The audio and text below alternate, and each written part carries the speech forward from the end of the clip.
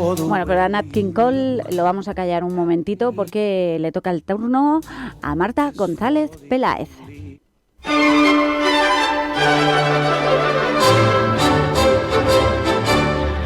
Y es que ha llegado el momento de entrar de lleno, pues eso, entre libros nos vamos a meter hoy. Por cierto, que la semana pasada hablábamos de, bueno, pues las ferias de libro. Ahora le preguntamos qué tal el Sant Jordi. Y hoy, como ya dijimos, vamos a hablar de, bueno, pues los derechos de autor. Hoy se celebra además el Día Mundial de la Propiedad Intelectual y por eso, precisamente, mi compañera Marta elegía este tema. Buenos días, Marta. Buenos días, Rosa, ¿qué tal? Bueno, muy bien. Cuéntame primero, ¿qué tal fue el Día del Libro? Pues fue estupendo, la verdad. Por mi parte no me puedo quejar. Yo participé como escritora en la Feria del Libro de aquí de mi barrio. Y bueno, un momento súper especial, súper bonito, que por otro lado me ha dejado baldada. Ya lo sé. Hoy estás un poquito, digamos, medicada, podemos decirlo. Estoy un poquito tocada por la espalda de haber estado todo ese tiempo de pie, pero bueno, nada que descansito y un poquito de ayuda médica no arregle. Ventajas de trabajar sentada. Es verdad. Oye, por cierto, fue en El Retiro, ¿no? No, la de mi barrio es aquí en Usera. Ah, es verdad, perdona. Hablamos de la del Retiro, pero sí es cierto que luego iba por distritos. Claro, la del Retiro es a finales de mayo, principios de junio, ya que hablaré de ella cuando llegue. Vale. Porque esa es como la gran feria de Madrid.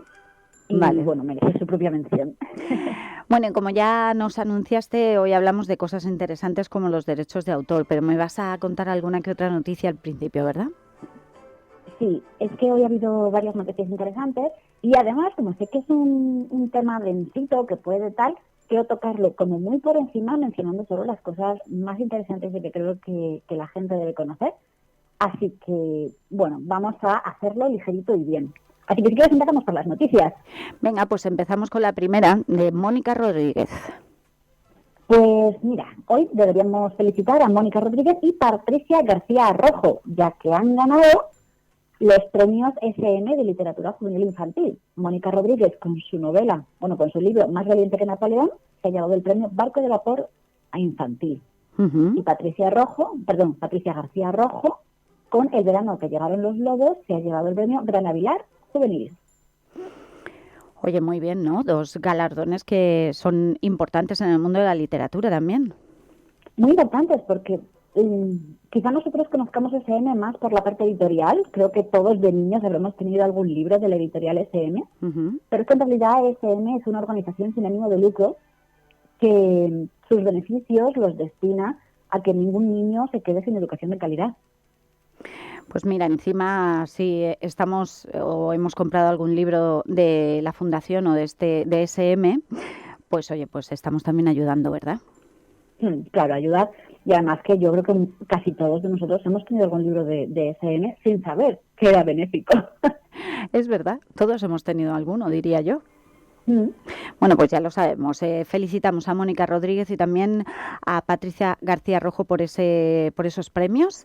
Y seguimos nos vamos a Tenerife, ¿verdad? Y Tenerife, Hitler, ¿qué me cuentas? ¿Qué relación podría tener Tenerife con...? No tengo ni idea, pero vamos, tú me lo vas a contar seguro. Pues es que resulta que un municipio de Tenerife ha incluido el libro de Hitler, el de Mi lucha, entre los imprescindibles de la literatura. My Can. Recomendaciones. Que el Ayuntamiento de Candelaria. ¿Pero que lo ha incluido como imprescindibles de la literatura? Sí, han hecho una campaña en la que en distintos paneles publicitarios de la ciudad pues recomendaban libros. Entonces, claro, la gente se ha quejado y han tenido que retirar los paneles que tenía ahí Mein Kampf, Mi lucha, de Hitler. Hombre, también me parece un poquito, no sé, ¿no se dio cuenta nadie de lo que estaban haciendo? A ver, yo entiendo la intención. Cuando se recomienda Mein Kampf no es tanto por apología de lo que dice, sino como documento histórico. Como documento histórico es una obra valiosísima. Pero claro, la impresión que da que el ayuntamiento esté recomendando el libro de Hitler por la ciudad, pues impactó a más de uno. Desde luego choca encontrarte con un anuncio de esos. Además que sí, estoy viendo ahora mismo el cartel y es que sale Hitler en grande, muy, muy, muy llamativo. Madre mía. un ser como para olvidar y lo ponemos ahí en grande y para que, bueno, pues lean su libro. Entiendo lo que nos has contado, que no es tanto como, bueno, pues para hacer apología, ¿no?, de lo que ocurrió o de quién era, sino, bueno, pues algo histórico también. Para aprender de los errores de la historia, Para aprender lo que no tenemos que hacer, ¿no? eso es. Bueno, aún así, no me agradaría nada encontrarme con una foto así de grande y de este personaje. Bueno, pues ahí queda la anécdota del municipio de Tenerife, incluyendo este libro de Hitler entre los imprescindibles de literatura, que bueno, al final se han dado cuenta de que no ha sido muy buena idea. Y la última noticia tampoco es mucho más halagüeña. Ya, cuéntamela. En los últimos programas hemos estado mencionando distintos casos de censura, ¿te acuerdas, no? Sí. Pues es que resulta que en Estados Unidos ahora mismo se está dando una avalancha de censura entre los libros que se encuentran en las bibliotecas públicas. ¿Y eso? Ahora mismo las obras perseguidas, las obras, por así decirlo, que están prohibidas en las bibliotecas públicas, es 9 veces mayor de lo que era hace 20 años, en los 2000. Y las más afectadas son precisamente las obras de temática LGTB. No me digas. A ver, con la política que ha estado teniendo Estados Unidos estos últimos años, con los presidentes que ha estado eligiendo, tampoco me sorprende. Ya, en ese caso sí, pero no sé, que vayan un poco pues en contra de esa comunidad me parece excesivo. En Estados Unidos. Acusan ese tipo de libros de adoctrinamiento sexual, de blasfemia y, bueno, otro montón de cosas. Así que, a ver, son libros que se siguen pudiendo encontrar en librerías y tal, pero ya no son en bibliotecas, porque al fin y al cabo son públicas y están bajo el control del Estado. Pues nada, viva la libertad de expresión. No en Estados Unidos. Desde pues luego. Hay más de 2.500 libros prohibidos. Así que son unos cuantos. Bueno, o se prohíben libros o se dice que compre My Camp como imprescindibles de literatura. No hay término medio, aquí es todo en extremos. Pero bueno, en cualquier caso, Marta, son algunas de las noticias, ¿no?, más relevantes en esta semana que queríamos comentar. Y ahora sí nos vamos a meter de lleno en el espacio hablando de derechos de autor. ¿Qué son? ¿Qué es esto del derecho de autor y cómo precisamente afecta a ellos, a los autores? Como bien se ha adelantado antes, hemos elegido este tema para hoy porque hoy, 26 de abril, se celebra el Día Mundial de la Propiedad Intelectual, que al fin y al cabo se plasma en la ley del derecho de autor. O sea que están relacionados, no llegan a ser sinónimos, pero hablar de una cosa es hablar de la otra. Sí. Así que bueno, vamos a mencionar un poquito por encima para que la gente sepa un poco de qué va esto. Adelante. Y es que la Organización Mundial de la Propiedad Intelectual instauró esta celebración en el año 2000. O sea, tiene solo 23 añitos, para sensibilizar a la opinión pública sobre, pues eso, las patentes, el derecho de autor, sobre las marcas, dibujos, y para celebrar un poco la creatividad y fomentar, pues, la creación y la innovación en, pues, eso, de todos los creadores. Porque, a ver, no olvidemos que en general todos nosotros, pues alguna vez hemos pirateado alguna cosilla y tal, entonces supongo que esta celebración es para mostrar un poco la importancia que tiene la creación de estos autores en la creación de la cultura. Que el copyright, ¿no? Ese es el canon digital. Claro, el copyright es el nombre que tiene en Inglaterra, por así decirlo, y que ya lo hemos heredado todos a esa ley en concreto. Uh-huh. Es un pirateo además que pagamos todos, porque ¿de qué manera afecta a los autores cuando pirateamos algo? Pues los autores, cuando les pirateas algo, directamente ese dinero no lo reciben. El derecho de autor precisamente es un conjunto de normas que hace que una obra sea tuya por el simple hecho de crearla, esté o no publicada, y vamos, solo por el hecho de que salga de tu cabecita ya es tuya. Pero esto no siempre ha sido así. Uh-huh. La legislación apareció en Occidente más o menos en 1710. Y las obras pues no pasan a dominio público por esta ley hasta un tiempo después de que el autor haya muerto. El plazo mínimo a nivel mundial es de 50 años. Es decir, tú publicas una obra y esos derechos de autor, o sea, ese dinero te corresponde de por vida, pero luego a tus herederos durante 50 años más como mínimo.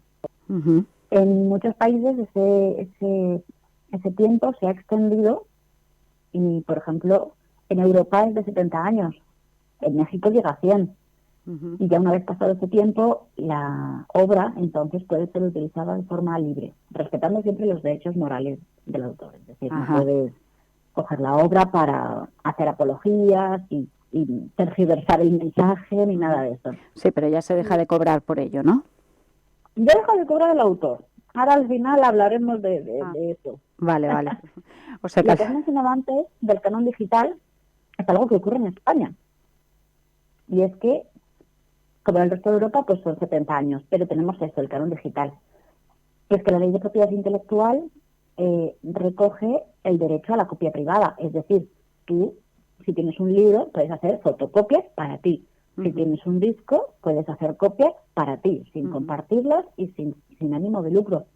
Pero, para compensar a los autores por esas copias que se están haciendo, hay un pago que no conocemos, que estamos pagando todos, cuando compramos, pues, por ejemplo, CDs, DVDs, pero también grabadoras, cámaras, fotocopiadoras. ¿Ah, sí? Todos esos objetos, y muchos más, o sea, he hecho una pequeña lista, tienen un canon que tú ya estás pagando por posibles pirateos. Sí, sí, claro. Aunque no la vayas a utilizar para eso, pero por si acaso, ¿no? Pero, ¿sabes? Como que estás pagando por un delito, lo cometas o no. Vale, sí, pues ya está. Bueno, pues el pirateo al final lo pagamos todos. Oye, ¿por qué me vas a poner un caso y me llama la atención? Es el caso de Mickey Mouse. Sí, quería comentarlo porque me pareció muy curioso y también que refleja muy bien que en el fondo todo esto pues no deja de ser lo de siempre, dinero e influencias. El caso de Mickey Mouse. Mickey Mouse hizo su primera aparición pública en 1928. ¿Conoces ese vídeo en el que sale un Mickey así muy raro, que parece más bien una rata montando un barco? Sí, sí, sé cuál es. Pues esa fue su primera aparición. Sí. Y según la ley de derechos de autor de los Estados Unidos,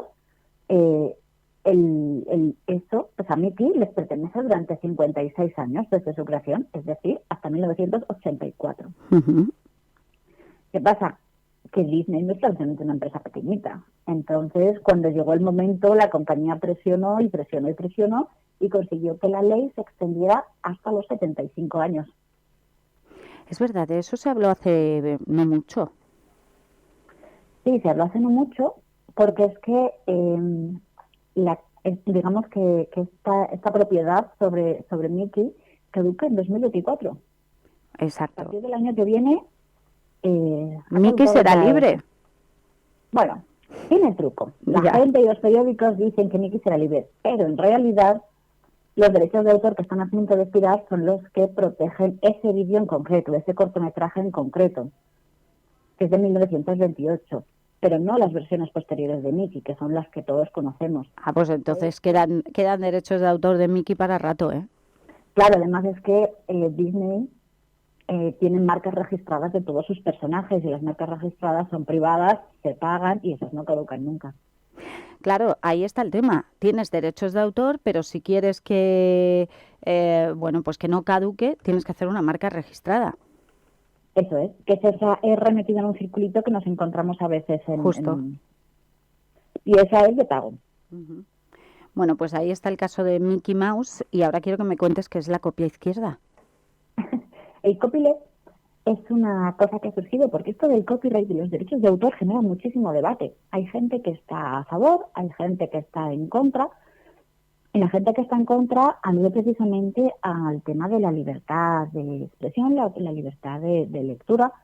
Dicen que la ley de copyright precisamente es una limitación a la cultura. Entonces, pues hay una tendencia que es el copyleft, que es la copia izquierda, o la izquierda de la copia, o sea, no se puede traducir porque es un concepto anglosajón. Y es un método para liberar un programa de otro tipo de trabajo, pero claro, en el sentido de libertad, cualquiera puede usarlo, pero eso no significa que sea gratis.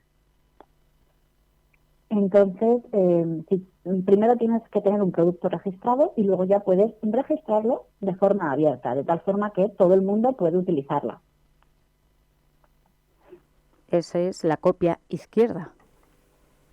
Claro, se ha creado con el objetivo de propiciar el libre uso y distribución de cualquier obra. Hay varios autores que han accedido a esto, pero se basa sobre todo en temas de informática, programación y software. Vamos, conozco autores que sí que tienen sus obras así de forma pública, sobre todo autores de libros educativos, más que de novelas. Bueno, pues oye, ¿qué porcentaje y beneficio se lleva verdaderamente el autor de la obra? ¿Le llega bastante o se va dejando miguitas por el camino? Miguitas es lo que le queda. Es que pensamos que esto del derecho de autor se hace por los autores para que nos hagamos ricos y tal, y ojalá nos hiciéramos ricos con esto. Pero realmente el derecho de autor no surgió para defender a los autores del pirateo de los usuarios. Eso, al fin y al cabo, es una pérdida menor. El derecho se creó para protegerlos de las empresas, para que no pudieran las empresas lucrarse, por ejemplo, las editoriales en el caso de la literatura, para que las editoriales no pudieran lucrarse de tu obra sin tu consentimiento y sin darte ningún beneficio. Entonces, aún así, te voy a poner un ejemplo de los beneficios que se lleva un autor de un libro para que veas que aún así poquita cosa. Vale. Vamos a poner un ejemplo imaginario. Vamos a poner un ejemplo en el que yo tengo un libro que vale 20 euros. Vale. Mi libro no vale 20 euros, pero es más fácil si lo redondeamos. Venga. Para calcular, primero habría que quitarle los impuestos, que desde 2020 para los libros es del 4%. Entonces nos quedaría 19,2. ¿Qué pasa? Que el precio sin IVA el autor se lleva un 10%. Es decir, de cada tomo yo me llevaría 1,92 €. Pero tampoco, porque yo del dinero que recibo de la editorial también tengo que pagar impuestos, y en este caso sí que es el 21%. Madre mía. Entonces, desde 1,92 se me acaba quedando en 1,52. Es decir, por cada 20 euros que paga el lector, el autor está recibiendo 1,5 €. Tendría que vender más de 460 libros para poder vivir con un sueldo de 700 euros. Menuda ruina, ¿no? No sale a cuenta. Por eso te dice que vivir de la literatura es muy difícil, sobre todo en España, pero bueno, en general otros sitios tampoco están muchísimo mejor. O sea, 1,50 te llega a ti como autor de un libro, con lo que cuesta escribir un libro. Y eso si tu libro es de los caros, porque mi libro no llega a 20 euros. Y que, pues fíjate. Menos de 20 euros, así que yo no llego al 1,50. Pero fíjate si tienes que vender libros, todo lo demás se va quedando por el camino. De esos 20 al 1,50, los 18,50 se quedan por el camino. Los 18 y pico se quedan por el camino, se quedan en la propia editorial, que tiene que pagar el sueldo a los editores, se paga en la distribuidora, se paga en el transporte, se paga en la imprenta, se paga en la librería, porque claro, la librería también se lleva un porcentaje de la venta. Entonces, al final, el dinero que se paga en un libro se reparte entre un montón de personas y de empresas. No sé si sale más a cuenta, no sé, editártelo tú, distribuirlo tú, etcétera, etcétera. Eso dicen muchos y por eso ahora está muy de moda la autopublicación. Mira, se me ocurre que podemos hablar de las diferencias entre autopublicación y publicación tradicional otro día. ¿Qué te parece? Venga, me parece. Pues ya lo dejo en tus manos. Ahí lo has lanzado tú, así que ponte a ello. Bueno, pues me parece un poquito, no sé, yo diría que un poco triste, ¿no? Que le llegue tan poco al autor de una obra. Así que sí es cierto que o eres de los autores que venden millones de libros y que es traducido tu libro a otros idiomas o algo así, o me parece que no vives de esto, ¿eh? Claro, es muy complicado vivir de esto. Ojalá, algún día. Bueno, recomiéndame algo, anda. Recomendaciones. ¿Qué me traes? 4 libros que entraron a dominio público el año pasado. ¿Qué quiere decir esto? ¿Que ya no tiene derechos de autor? Eso es, ya no tienen derechos de autor. Vale. O sea, que ya el autor ni cobra ese 1,50. Es decir, que el editorial se queda con todo el dinero.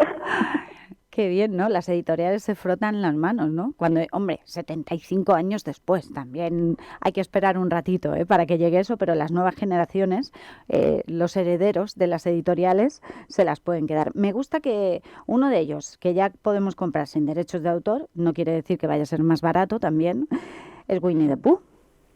Eso es, el libro de Winnie the Pooh de A. Milne ha quedado libre de derechos este año. Bueno, el año pasado. Sí, sí. Los de este año todavía no han salido. Y también Fiesta, de Ernest Hemingway. Así ya, para todos los públicos, todas las edades. ¿Otro? También Los monederos falsos, de André Gide. Y por último, El inglés de los huesos, del autor argentino, creo, Benito Lynch. Pero esto no quiere decir que se vayan a vender más baratos. No, lo que decíamos antes. ¿Por qué crees que todas las editoriales tienen una y otra versión de los clásicos? Porque es lo que les sale más rentable al fin y al cabo. Ese 10% que se llevaría el autor, pues se lo quedan para ellos. Claro, cuanto más antiguo sea el libro, más posibilidad tiene de ya no tener esos derechos de autor. Claro. Y además son obras que se consumen siempre. Winnie the Pooh y estos que nos has comentado son obras que se consumen. Claro, los clásicos universales se consumen mucho, en parte porque son clásicos y en parte porque las editoriales siempre les están dando bombo porque al fin y al cabo son su fuente de ingresos más estable. Bueno, pues hemos aprendido un poquito más sobre los derechos de autor, pues que eso de piratear está feo, está muy feo porque, oye, el 1,50 por lo menos que les llegue, así un libro de 20 euros que solo les llegue un 1,50 con la de horas que uno le echa para escribir un libro, pues no sé, me parece un poquito poco, ¿eh? Sí, te invitan a un café realmente cuando compran tu libro. Y depende el café, ¿sabes? Bueno, en cualquier caso, hemos aprendido, como digo, un poquito más sobre esto, sobre esta propiedad intelectual, ya que hoy se celebra precisamente este Día Mundial de la Propiedad Intelectual y hemos conocido, si no lo sabías, algo más sobre cómo afecta a los autores esto de los derechos de autor y la piratería. Y ya de paso recomendamos que se compren libros de autores vivos y así fomentamos que se siga creando literatura. Oye, buena idea esa. Antes, lo que pasa que eso como lo podemos mirar en un momento dado en internet, ¿no? Claro. Si están vivos o que no haya pasado 50 años desde que se publicó. Que yo no digo que no se consuman los clásicos, sí, pero que dejemos también un espacio en nuestras librerías para los autores que ahora mismo están luchando por seguir creando cultura. Como tú, Marta González Peláez, con tu libro Los muertos siempre sonríen. Por ejemplo. Estoy contenta de estar allí en Elche ya. Ah, ¿cuándo? No, me refiero a mi libro. Ah, vale, sí. Está disponible allí en Elche, en la librería. Tu libro ya está disponible y bueno, tú puedes venir cuando quieras, ya lo sabes, ¿eh? Ya lo sé, lo estoy deseando. En cuanto me deje mi gatito, para allá que me voy. Bueno, un placer siempre y el próximo programa hablamos de bibliotecas, de una en cuestión, de la Biblioteca Nacional. Eso es, he querido empezar por la Biblioteca Nacional. Vamos a hablar un poquito más en profundidad de ella porque tiene historia y al fin y al cabo es más general.